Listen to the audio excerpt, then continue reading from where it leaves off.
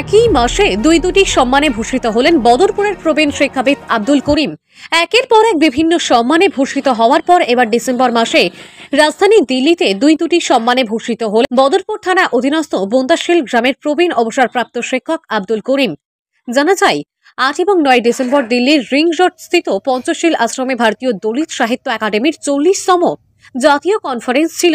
সেখানে ভারত, নেপাল ও বাংলাদেশের বিশিষ্ট জনের সঙ্গে প্রবীণ শিক্ষক আব্দুল করিম মহাত্মা জ্যোতিবা ফুলে ফেলোশিপ ন্যাশনাল অ্যাওয়ার্ড 2024 সম্মানে ভূষিত হওয়ার পর 11ই ডিসেম্বর আবারও এক সম্মানে ভূষিত হলেন।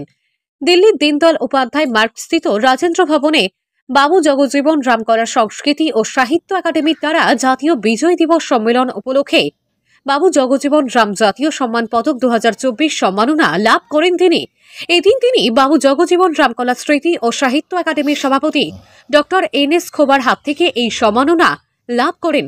প্রবীণ শিক্ষাবিদ আব্দুল করিম ইতিমধ্যে 1994 সালে আসাম রাজ্যিক পুরস্কার, 1996 সালে রাষ্ট্রপতি পুরস্কার, 1997 সালে ডক্টর BR আম্বেদকর পুরস্কার, 2000 সালে আসাম কওমি মাদ্রাসা পুরস্কার, 2023 সালে ভগবান বুদ্ধ ফেলোশিপ জাতীয় পুরস্কার, চলতি বছরে ভারতীয় দলিত সাহিত্য একাডেমি 2024 সম্মাননা ছাড়াও নভেম্বর মাসের 3 তারিখ বেলগাছিত বরফুকান জাতীয় স্মৃতি পুরস্কারে ভূষিত হন।